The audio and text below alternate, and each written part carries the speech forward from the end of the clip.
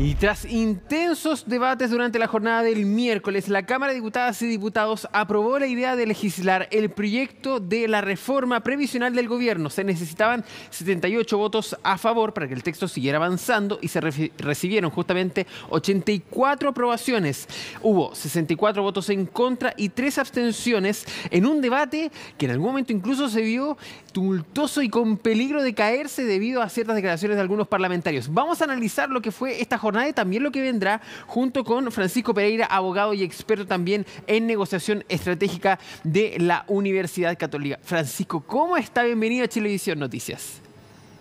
Muchas gracias, Pablo, por la invitación.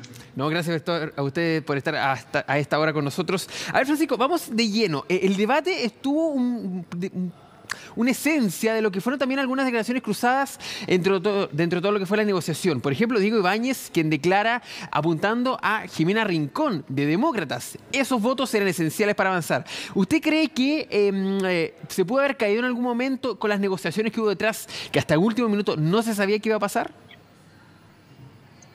A ver, mi tendencia es a decirte que sí se pudo haber caído, dado que le pegaron en el ego a varios ahí, atacando a Jimena Rincón, y el gobierno necesitaba 78 votos, y esos 6 votos demócratas son los que permitían llegar a 84. Sin esos 6 votos demócratas, llegaba a 78-78, que ha empatado.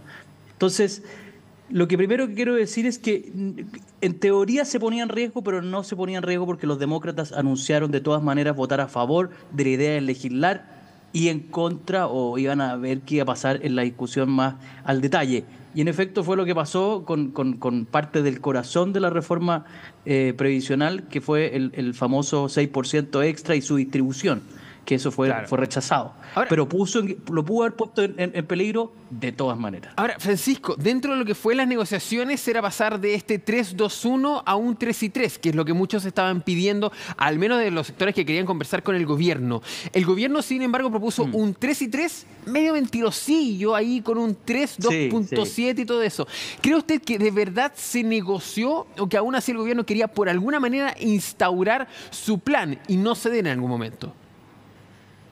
A ver, yo creo lo siguiente, el gobierno lleva 2 años, le quedan otros 2, pero ya no se alcanza a hacer mucho, y el gobierno de Boric traía 2 cosas importantes para desarrollar. La primera era la reforma de la Constitución, o la nueva Constitución más bien, y el otro tema es la reforma previsional. Entonces, dicho esto, te quiero decir que el gobierno está absolutamente abierto a negociar todo porque quiere sacar esta reforma previsional como sea, ¿ok? Perfecto. Y es por eso que el gobierno aparentemente ha cedido mucho. Acuérdate que hace un tiempo atrás hablaban de las famosas cuentas nacionales y que todo tenía que ir a un fondo común, etcétera. Ya han ido cediendo absolutamente el gobierno. El problema es que la oposición no tiene ningún incentivo a aprobar eso, dado que el 65% de la gente prefiere que ese 6% se vaya íntegro a capitalización individual. Entonces, el incentivo que tiene la oposición a llegar a un acuerdo es muy bajo. Y es por eso que la mayoría de la oposición, salvo estos votos que encontraron en demócratas y otros, pudieron avanzar. Pero va a llegar al Senado lo que han señalado que llega a la pura cáscara del proyecto, que hemos visto ya algunas declaraciones, porque la esencia del proyecto de reforma previsional se ha caído. Entonces, vamos a ver qué pasa en el Senado. En el Senado están prácticamente, en teoría eran 25-25, pero en la realidad están 27-23, ¿cierto? Sobre todo si necesitan los votos de Jimena Rincón y Walker. Exacto. Lo que hizo hoy día Diego Ibáñez no tiene ningún sentido. O sea, puso en riesgo la votación hoy día, sí y no, pero no era necesario hacerlo, era un gusto sí, que fue un gustito de más. Exactamente, sí, muchos apuntan en que se dio un gustito personal. Ahora, y vamos a ese punto, ¿cómo se ve esta conversación ahora con estas fuerzas políticas, entendiendo que uno de esos representantes de lo que es lo duro del oficialismo le hizo pasar una vergüenza, si se le quiere denominar así? O sea, fue un ataque demasiado personal. Yo me dedico a la negociación estratégica y en que en general trato de tomar decisiones que tienen carácter estratégico. Analizo cómo impacta después, posteriormente, exacto, en las negociaciones que llevo. Y esto que hizo Diego Ibáñez no tiene ningún sentido. Lo que yo creo que va a pasar, Pablo, en el Senado, pero creo que puede ser así, es que se apruebe un 4-2, algo así, 4 individual y un 2 a un fondo solidario. Eso es lo que creo que puede pasar. Pero en el Senado es una discusión nueva, es una negociación nueva, y en política muchas veces dicen que en el Senado es donde se empieza a hablar en serio. Y el Senado también va a querer meterle mano a las cosas de la Cámara de Diputados. Jamás va a aprobar algo así simplecito y no, va a querer poner de su cosecha. Así que yo creo que se va a aprobar en el Senado. La gente hoy día quiere que haya una reforma previsional y quiere que todo se vaya a su fondo a su fondo individual, pero me da la impresión que el Senado podría ceder en un 4-2. Francisco, en algún momento lo habíamos conversado. ¿Cómo se puede negociar cuando encuestas apuntan hacia un lado y el gobierno, en este caso, o incluso otras fuerzas políticas van hacia otro finalmente? Y al parecer esa es la tendencia donde se iría. ¿Cómo se puede llevar esa negociación finalmente de cara a la ciudadanía? La única forma en que se podría llevar de cara a la ciudadanía es que el gobierno logre instalar la idea de que la oposición es obstruccionista y que no quiere avanzar. Ese es el incentivo que tiene. Acuérdate que ya nos hemos hablado, Pablo, antes, que las negociaciones tienen incentivos, que es mejorar la posición actual o evitar un problema futuro.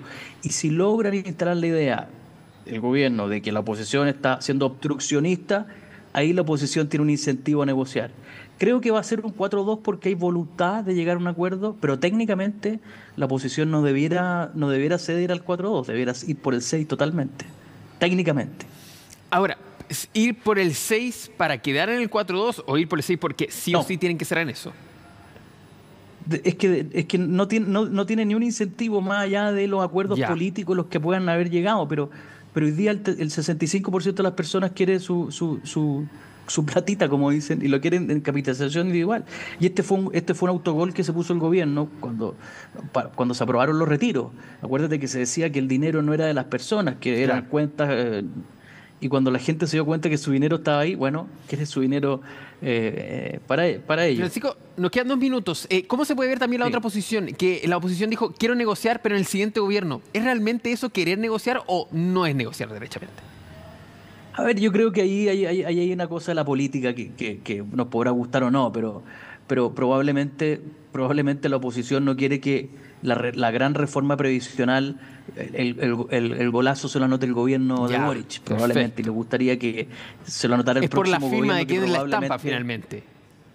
Entonces ahí están las cosas políticas que son las que están detrás muchas veces. Ya, pero ahora, eso también es una proyección, por ejemplo, a que ellos serían gobierno, como que están también pisando el palito ahí de decir, ojo, que nosotros también podríamos llegar a la moneda. Y no solamente la oposición cree que van a llegar a la moneda, sino que además creen que van a tener una mayoría suficiente en la Cámara de Diputados y una mayoría suficiente en el Senado. O sea, lo sienten así. No se sienten tan golpeados por lo que pasó con la aprobación de la reforma de la nueva Constitución. Y el gobierno se sentía muy triunfante después de eso, por eso que se metieron con esto y no han estado bien. Bueno, vamos a ver también cómo sigue esta discusión. Usted lo decía, va a quedar en un 4-2, es decir, va a sortear todas estas instancias, y usted decía que el gobierno finalmente lo que quiere es que salga adelante, ojalá bien cercano. Hasta el momento el proyecto es un autopréstamo, para que las personas también lo tengan claro. Hoy día todo lo que es un proyecto es simplemente un autopréstamo. No hay nada de lo que quería el gobierno, no hay nada de lo que quería la oposición. Básicamente hay que volver a construirlo con estas negociaciones. Justamente Francisco Pereira es el experto en estas negociaciones, experto justamente en esta comunicación, para quedar atentos también a cómo sigue avanzando. Francisco, le queremos agradecer por estar con nosotros durante esta jornada. Muchas gracias por la invitación y buenas noches. Que esté muy bien, cuídese.